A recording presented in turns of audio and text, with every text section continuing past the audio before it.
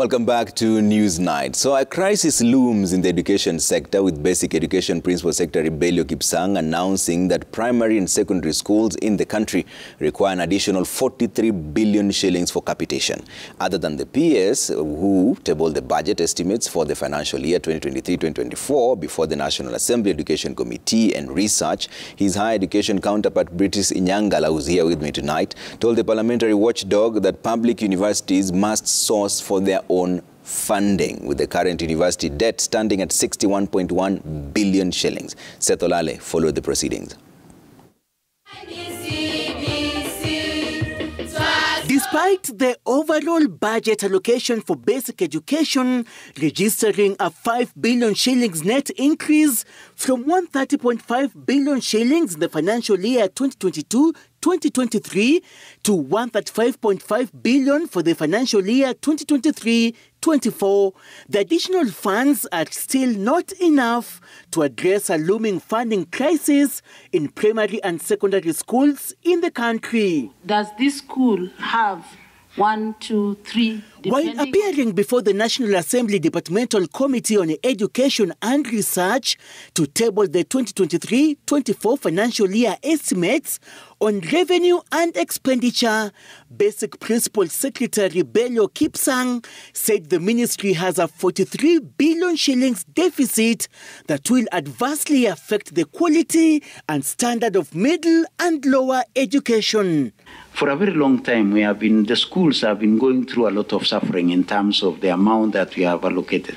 For instance, the 3-day secondary education capitation has a deficit of 22 billion shillings.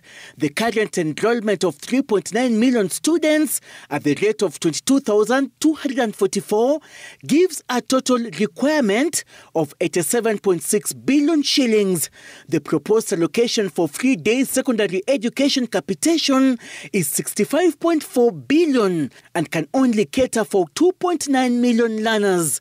This means that up to 1 million learners are not covered under the 3-day secondary education. The junior secondary school capitation requires an additional 15 billion shillings for 1 million learners in grade 7 who will be transiting to grade 8 within the financial year 2023-24.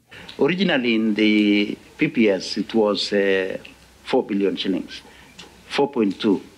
Along the way, by the time it came to this, we had lost 1 billion shillings. Apart from 3-day secondary education and junior secondary school capitation, co-curriculum activities, school examination invigilation fees, and infrastructure development for junior secondary education have also been enlisted as critical areas that require intervention by the Basic Principal PS. The government warning school heads against confiscating learners' certificates upon completion of final exams. Principals don't hold certificates. They would. And this is something that you are aware. And I think by then you are the PS. It looks like the principals are defying your orders, PS. But we shall still do circulars to our heads that it is illegal to hold a certificate of a student. Thank you. Higher Education Principal Secretary Beatrice, who appeared before the same parliamentary education watchdog, stressed the need for public universities to source for their own funding, with the current university debt standing at 61.1 billion shillings. We shall be working through models of funding research as well as capital infrastructure grants. And also, we've been having conversations with universities about enhancing their A through income generating activities and providing services to the community so that they get fees for that. The Higher Education PS refuting claims that the state is intending to privatize public universities in the country, and particularly those with heavy debt load. Seth Olale, Citizen TV, Nairobi. All right, and that is the discussion we're having just right now. Dr. Beatrice Inyangala, the Principal Secretary, Higher Education, is here with me in studio. Thank you so much for making time. And Geoffrey Monari, CEO, University Fund, is also here with us. Asante sana for making time.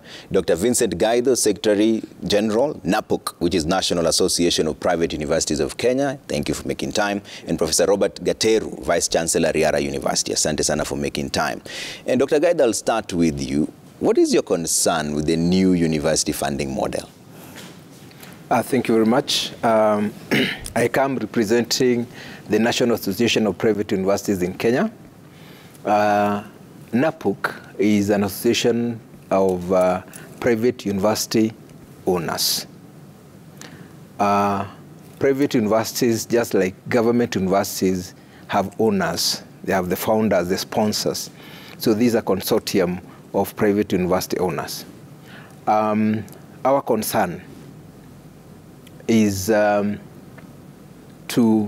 ask that the new model, which we welcome, because it reminds us and it reminds the owners of private universities, it reminds the managers of private universities that they came in, or private universities came in as alternatives to offer higher education.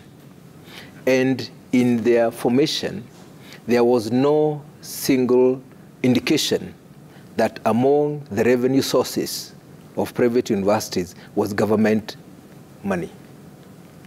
Private universities declare the way in which they will fund the universities, which is through tuition that students pay, money coming from the sponsors, and other opportunities like grants and research. There is no mention of government money. So we are saying we really are not feeling left out. We are saying the government has done a good thing to manage how to fund universities. However, we are saying private universities, like public universities, are regulated by the same authority, the university, the Commission for University Education. It is the regulator. All universities are either chartered or running on a letter of interim authority, which means if they are accredited by the same organ, they therefore have the same mandate to support higher education and to support human resource development. We are saying, therefore, let the government not lock the students to only go to public universities. The government may give, because every university, every private university has its own niche. And there is what we can offer at best. And we may, in fact, be identified as the centers of excellence in those niche areas. Let the government identify us as an alternative that we can train for them. Okay. All right. So you're saying let's not have the government-sponsored students or people going through government scholarship, because it's no longer sponsorship, it is a scholarship. Yeah. Let the scholarship be made free for the students to go to whichever university. Okay. Just like the government would sponsor or would give scholarship to international and foreign universities. Okay. We are saying we are here to offer that opportunity. Okay. Yes. Prof, what is your concern? Are you feeling left out, or are you okay with this? Okay, thank you so much, Trevor. I'll say I'm also here to represent the Kenya Association of Private Universities. So NAPUC is the umbrella body for the sponsors. KAPU, on the other side, is the umbrella body for vice chancellors of private universities. So we work very closely with NAPUC as the sponsors of the universities, and then for us as the managers of the institutions. So as private universities and as the managers of these institutions, we also welcome this funding model because it's something that has not happened for the last 30 years. You know, the fees have remained untouched for over 30 years. And this is a conversation that we have been involved in as private universities to see what is the best funding model for universities. Are we there yet? I would say not yet, but it's a major step in the right direction. But I think also there are few areas that we just need to clarify about what the funding means for private universities. There has been a few misconceptions about a few terms, and I'll just talk about a few. Within the Act, there was mention of conditional grants to private universities. Then we hear about capitation and tuition fees. The three are different from a private university's perspective. The conception of the university's fund was a fund where even private universities could borrow from the money that comes either from government or from donors, well-wishers, philanthropists who put money into the university's fund, so that as RIARA, if I want to do something to boost access to education, I don't have to go to a commercial bank to borrow. I can go to the fund and say, we have this project, can you give us some money with some conditions? We can repay, or it could be a grant. So some of those conversations are being lost in the conversations around private universities getting government money. And I think we need to separate all those issues because before this, private universities were not receiving capitation. We were receiving tuition fees for students who selected out of their own free choice to study with us. So I think it's just a matter of clarifying all these issues so that Kenyans make informed decisions based on facts that are on the ground. Okay. Yeah, but we welcome the model. Yeah. And it's a conversation that we'll continue to have, and we've worked with the colleagues, and we'll continue to shape it. Yeah, though you said that it's not the best funding model, and in fact your words were, we are not there yet. What will be the best funding model look like to you? Well, I would say, for example, when we talk about, there are several categories of students, and they'll be supported differently, from those who are able, those who are vulnerable, and all that. So if you look at a case where we are saying for those who are vulnerable, the government is committing to pay a large percentage of their fees through scholarships. But now, those scholarships, that student can only go to a public university. So from an access and equity perspective, wouldn't it be fair, more equitable, where this student could be told, yes, you're vulnerable, we'll pay maybe 90% of your fees, but you choose the best place you want to study at, without being told that you must go to a public institution.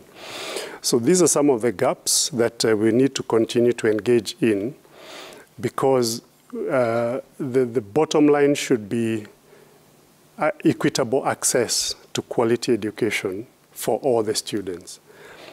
Rome was not built in a day, but we can be able to enhance the model as we progress and as we implement it, so that students have that choice. Okay. More like we do with NHIF.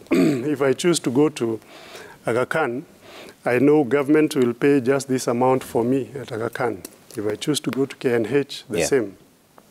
So in the education space, maybe we should start to get to that space where it's open for people to access services from wherever they wish. Okay. Gaido, before I bring in PS on this, is it prudent that if you're categorized as vulnerable, then you also have the luxury to choose which school to select? If I offered you a vehicle today, I want to buy you a car, and you don't have one, do you get to tell me which brand you want? I think it's only fair to give, and because you're investing, as the owner of scholarship, you're investing, and you want the best return. And you're saying different universities have different programs, and there are public and private universities which may have a niche.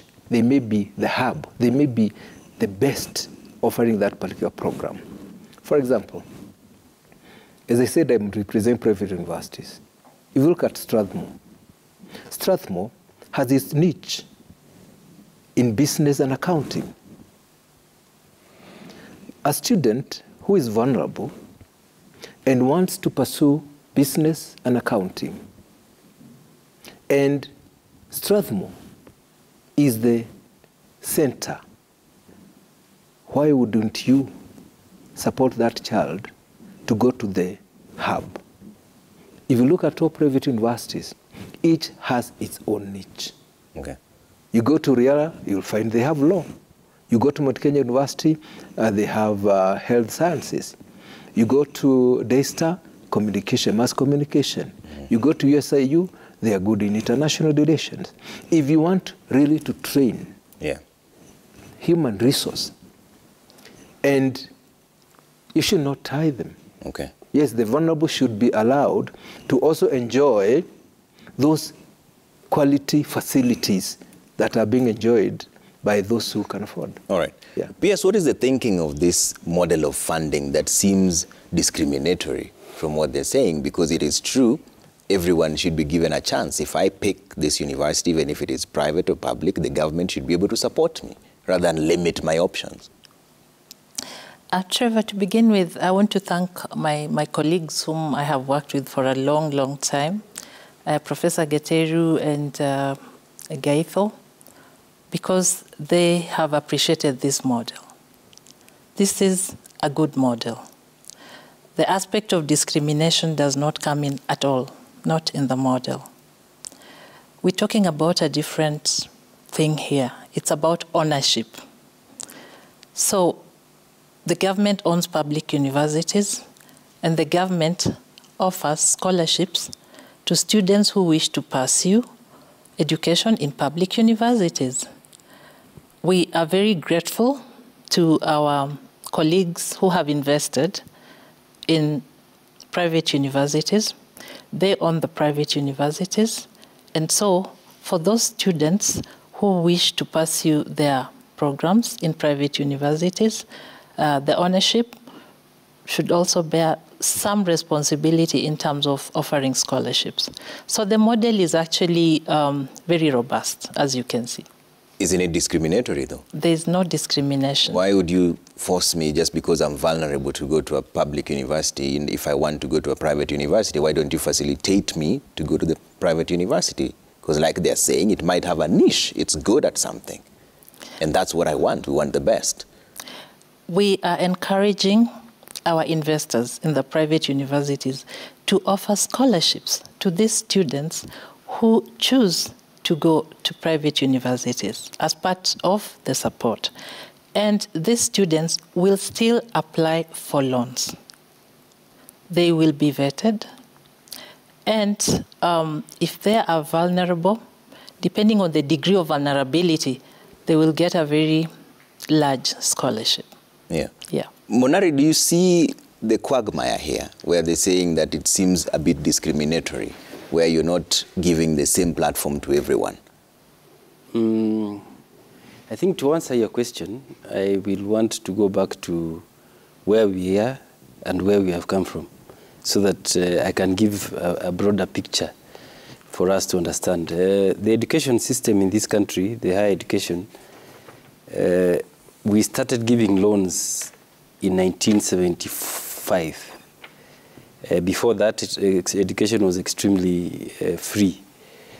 And up until 1989, 90, basically tuition fees was paid by the government, and this became unsustainable because of the increased population. After that, the government introduced the cost sharing model, where fees were set at 16,000, and the rest of the amount was being paid by the government and taken as a loan from the Higher Education Loans Board. And this continued until 2012, when the universities fund, and this model was prescribed. And why was this prescribed? It's because during this period, the funding model was in that all the programs that students used to go were funded at the same rate, but they required different resources. Therefore, if a university has got medical students, they require more labs, dentistry, and that was not considered at that point. So the DUC was introduced. And what was expected is that the government could fund 80%, and the students would fund 20% through help loans or through the household. However, the highest amount government was then able to fund was 66%, and this has dropped to this year where we are funding at 48.1% for students who are placed in public universities. For students who are in private universities, we are funding them at 21%, the students who have been placed there. And this came into place because around 2016, there were many students who were being left out, and they could not be able to join university because the space was not available at our public universities. So we are glad that the private universities came in and supported the government, and this has continued. And more public universities came into place. For me, I look at this as a collaboration which has been very successful. And to date, we are not saying that we are not giving equal chance. What we are saying as government in this model is that we are, first of all, COOPs will give every student a chance to choose the program they want, whether it is in public or private university. The only difference is that the scholarship, and what the PS said, the owners of the public university have decided that they'll offer their scholarship to the students that are placed in government institutions. However, any Kenyan who is placed in a private university will be able to receive a loan. But at 21%? No. It varies. We are talking at the most vulnerable. If you are very vulnerable, you are talking about 20% as you move on because of the scholarship. But we have students who are getting loans of up to 40% of the product. But that is a loan, not a scholarship. That is a loan. And the same loan get scholarships. And the same loan will be applicable to students who are in public universities. So there is no discrimination. Because if I'm less needy, and I get a loan of 40%, the student who is going to private will also get 40%, and public will also get 40%. So that is equity.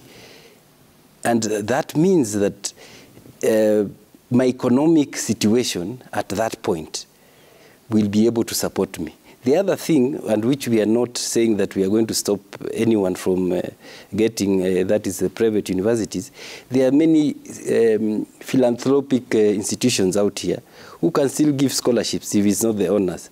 And that is why we are saying this collaboration will be able to assist both sides, be able to bring out the best of our universities. Okay. What we want to ensure is that the debts that we are talking about currently, the ones the public universities are drowning in, where some universities are paying 60%, we need to reverse this trend. So that we support the universities and ensure that they are able to meet their obligations and they do not sink into more debt. Okay. Guide, are you buying Monari's argument that this is it's equitable, it's an equitable share, both public and private? Actually, what I picked from his presentation is that he has actually helped us to even respond to the PSA's concern of scholarship. That currently, the University Funding Board is supporting students in private universities at 21%. 21%. Which means the rest, to get 100%, is being supported by somebody. They're in public, remember they're studying in private universities. So basically we have, in private university, been giving scholarship to government-sponsored students. We have been supporting them. If the government is paying at 21%, and we have graduated students who are sponsored by government, it means private universities have been carrying these students. In fact, I think Treasury will be very happy with private universities because students who are government-sponsored in private universities receive full support from private sector. With teachers available, infrastructure, water, electricity, Treasury doesn't pay for that. It's a saving. In fact, I would say it's a saving. The government has benefited. Yeah. Beyond that, and to respond also to the PS, private universities, in their own small way, have various scholarships that they offer. For example, USIU, in their website today, they're inviting people for USIU MasterCard scholarship. And people are being invited to apply. Students who go to Mount Kenya University, for example, they benefit from a scholarship known as the Chancellor Scholarship. At Catholic University, we have a scholarship known as Cardinal Otunga Scholarship, and students benefit. So private universities have been there, and they're supporting. And with this new model, we shall become more aggressive in resource mobilization so that we continue supporting our students and those who look at us as the alternative. Yeah. And I appreciate the fact that the government does really appreciate what private sector is doing. Because if you imagine, if private university didn't exist, the student we support currently, I think we have almost 90,000 government-sponsored students in private universities. Maybe they're in private and public universities, fine, but you still have a lot of them who either will not access university education because maybe of space, or you'd have many of them abroad. Okay. We're also saving the dollar by continuing to support the university students locally. Okay. Yeah. Prof. Gateru, is this a chance to grow your own source revenue and also improve on the scholarships like PS is saying? Definitely. As Vincent has said, as private universities, we've been offering scholarships for quite some time. At Riara, we have a few scholarships here and there. Even one funded by one of our council members called Professor Michelle Mugo, who is in Syracuse in New York. And it's a point for us to reflect, as the PS is saying, to offer scholarships to these students. And I think it's the right time for us to avoid the dichotomy between public and private, because there is no public student or private student. Let's remember that. It's the institutions that are public or private. Yeah. But the students are all Kenyans, born of Kenyan taxpayers. And so the funding model is a very good step for us to start to address the issue of what is the true cost of educating a student. As I say, for many years we've been accused as universities of producing half-baked graduates. Mm-hmm. But now we are starting to get to a point where we ask ourselves, both in public and private, what is the true cost of educating a fully baked graduate? And how does this fully baked graduate looks like? And that's a conversation that needs to continue so that we do not, compartmentalize the students, that public or private. If we were to look long term, what is the best opportunity for Kenya to become the regional hub for higher education so that people come from across the world? For example, in private universities, I don't have the data for public, we have a lot of international students. Like at Riara, we have about 21 nationalities so far within a small population of just about 2,000 students. And we've remained small deliberately because we do not want to, we believe that higher education is not necessarily a numbers game. It doesn't mean that if you have 50,000 students, you'll do better than somebody with 10,000 students. Yeah. There are so many other factors involved in terms of sustainability of an institution. And so for us as private universities, and I think part of the misconception that was there before, as your story ran, it was talking about, and I think Geoffrey has alluded to it, the current situation in public institution, which had at some point been blamed on placement of students to private universities. And we're saying we do not believe that private universities are the source of some of those issues that are in public. Yeah. But this is the best time for us to have this conversation about what is the true cost of educating a Kenyan who can work in Germany, in South Korea, or in any other part of the world. Okay. PS, you know, the government said that they would only offer scholarship to vulnerable students, who are about 29%, right? So what tools will you use to determine who is vulnerable? Yet we don't even have data bank to say who's poor and who's not. And you've categorized it into 3, vulnerable, less vulnerable, and able. How will you know who's vulnerable?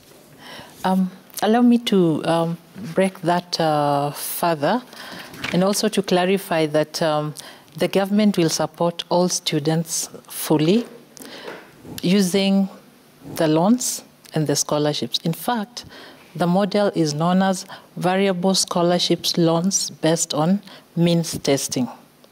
So for the vulnerable, those with 0 income and the orphans, they will get up to 82% scholarship and 18% loan. Then the extremely needy will be allocated 70% scholarship and 30% loan.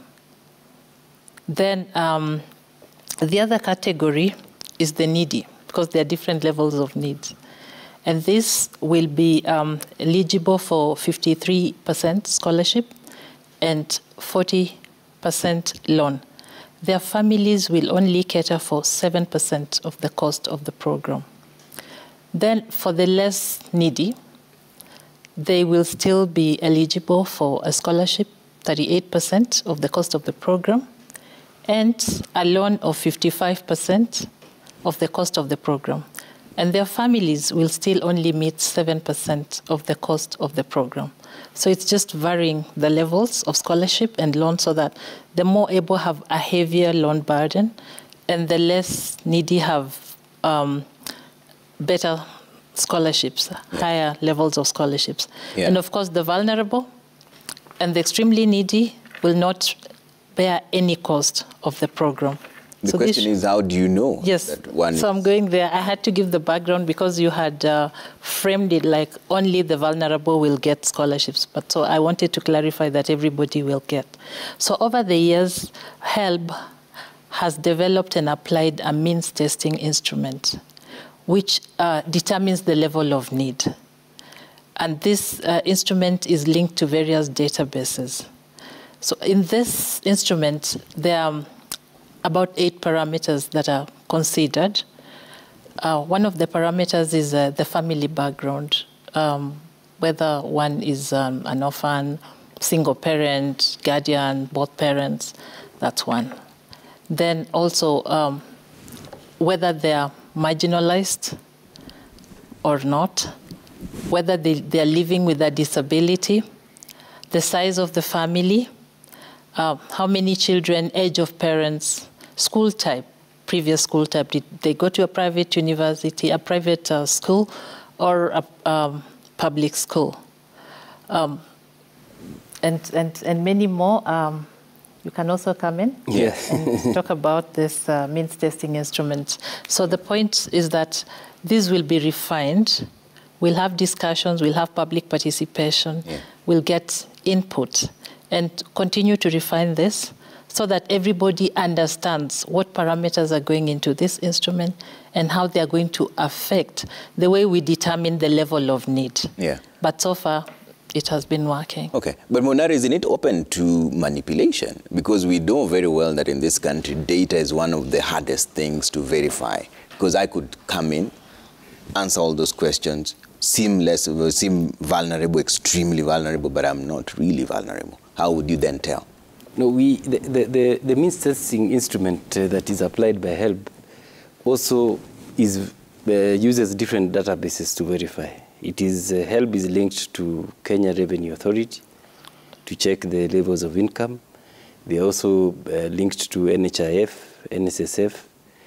The ID numbers are linked to IPRS, so that when you look at these different databases, then you can be able to establish the level of need. Currently, they're exploring how they can be linked to the population census, where the various households in the last population were able to give their incomes. Therefore, this is a purely scientific tool which checks with various databases to ensure that it gives the best results. And the tool has been working for all these years. I can tell you have had very few complaints, if any, regarding the loans that people are given at HELB. The challenge that HELB has been having is that resources have not been enough for them to give loans. However, when it comes to means testing the most vulnerable, that is a tool that has been tested and that has been proven to be effective. And it's being worked on every year to ensure that it is much better than the previous year. As you rightly said, we are dealing with the brightest students in the country, and they may think or want to see if they can manipulate it.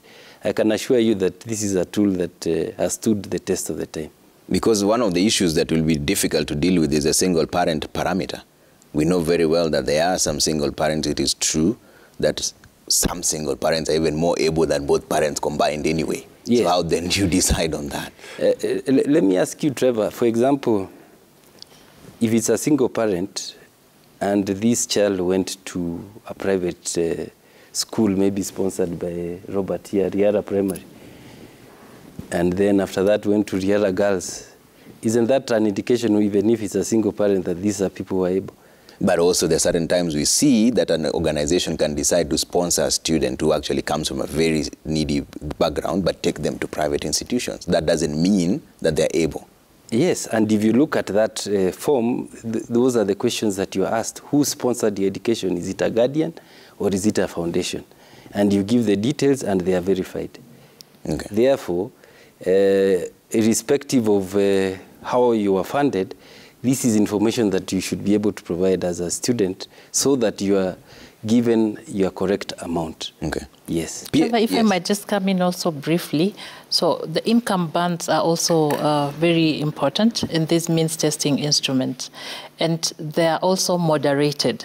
So for example, if you have, if you're earning 70,000 and you have one child in school, in high school or in university, one other child, and another person earning 70,000 and has 8 children, the weight will be different because you'd be more needy than the person who has just one child. So we have tried to amalgamate as many variables as possible in this model to moderate some of the variables that tend to skew the income.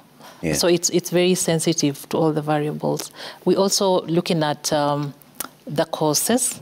So, for example, we would want to give more support to students who are pursuing areas that are national priorities at the moment, you know, aligned to the bottom-up economic agenda.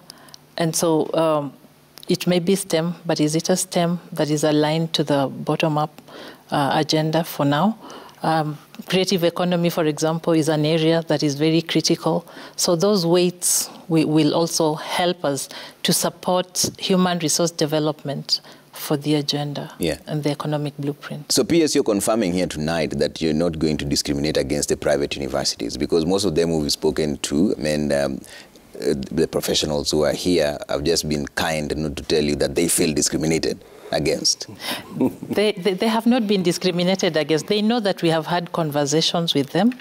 we discussed this model. Mr. Gaitho was in our office, open door policy at the Ministry of Education, and we agreed on these parameters. And they have access to funding. So the model really applies at a level field for both public and private universities. You have a scholarship from the owner, the student can take a loan. Scholarship from the owner, student can take a loan. I think it is the best thought out idea on university funding, and I'm sure other countries will be coming to see what we have done. Yeah. And I really want to thank those who gave it thought. We sat for many hours with our president, His Excellency, Dr. William Samoei Ruto, his Council of Advisors, Higher Education Loans Board, University Funding Board, the Kenya Universities and Colleges Central Placement Service. Obviously, we were supporting the work of the Presidential Working Party on education reforms, and this task force had collected views. Yeah. And what we did as the foot soldiers was just to refine these ideas and bring the models of simulations to bear. Okay. And finally, what we have heard is that everybody feels that it's going to work for them. And people are really grateful that for the first time, we are thinking about children who come from the lowest side of the pyramid. Yeah. And they have a chance to access education and uplift their families. Okay. Will this consistent with the bottom up? Will this model affect the government-sponsored students who are currently in private universities? No. So they will clear? Yes, so the way it will work is that we will start with the students who are joining in September. So we will fund them based on this model for the 4 years. Then the next year, we will have another group that will join. Yeah. We will review the cost of the program slightly, consistent with the inflationary pressure guided by the Kenya National Bureau of Statistics. But whatever is determined at that point will then carry the students through for the next 4 years. Okay. So in another 4 years, we would have cleared with the students who are currently being funded through capitation, both in public universities and in private universities. Okay. And then this model will be fully applicable. Okay. Gaitho, would you be open to a standardization of some sorts for pricing? In fact, it's what Getachew had brought up, the true cost of getting a fully baked graduate, so that there's not too much varied costs in a way that it is standard everywhere. We know that this is the cost, this is the cost. Universities were given up to, I think, 8th to declare and submit what they consider to be the cost of training with COOPs. And therefore, I would imagine that on average, what the universities submitted would help to know the cost of training a doctor in Kenya. Because at the end of the day, we are not doing we are not reinventing the wheel. University education has existed for years, and all of us and many more people have gone through the university, and therefore the cost is not a magic thing, or it will not be a surprise. However, I would be very comfortable if from the onset the cost of training a university graduate is known. Okay. Because that will help to determine the choice. A student may know that though I am not getting government scholarship, I am going to a private university, but the cost is this. Yes, a standardized one will work and it will be magical. Okay. But maybe I would, yes. Yeah, go ahead. I was going to respond to the tool. Yeah. The tool that is being used to determine vulnerability and others. Whether it also takes care of the change of status, change of condition. A person may be okay today, but may be a vulnerable person tomorrow. Conditions change. And in terms of loan, the University Funding Board may not necessarily have all the resources required.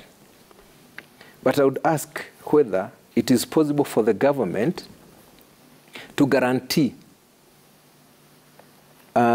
special tailored loans by SACCOs and banks, because so that we can expand the net from where students can access loans.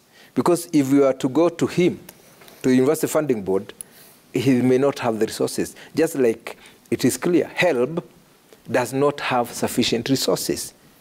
But we could ask opportunities from SACCOs, from banks, to tailor-made a special loaning program guaranteed by government to support to support university students. Okay. And I think that would be a game changer. All right.